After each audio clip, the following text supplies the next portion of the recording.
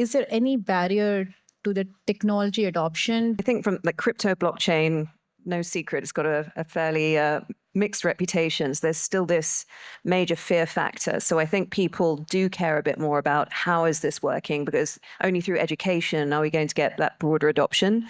AI seems to have that lower barrier to entry, maybe because everyone loves ChatGPT and your regular person on the street thinks AI is ChatGPT, and that's where it starts and ends.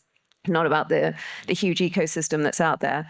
So I'd say it's mixed, and it depends who your end user is from my perspective. And yet no one knows how it works, right? I mean, even researchers in the space don't know how it works. But I think the level of comprehension is getting there, but there's still very large technical barrier to engineering your own models.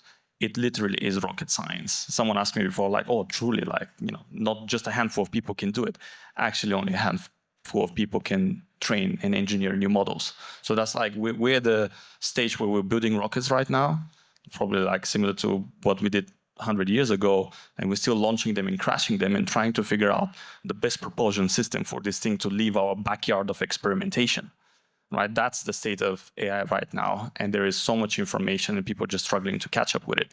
I think the mindset is there. We were discussing earlier in preparation for that panel, like, is the mindset problem or not? I think we're way beyond this point, both with blockchain and with OpenAI. People know they have to use the technology and they're willing to invest into it. But at least in the AI space, everything is still in a very early MVP stage. And moving from MVP or POCs into production takes a lot more effort.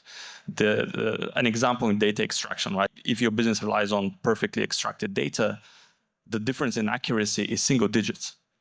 Right, the difference in productionizing something can be 90%, 97% accurate to 99.5. If you scale that to 1 million type of transactions, that adds up pretty quickly. And this is where the true engineering shines in that sort of last stretch.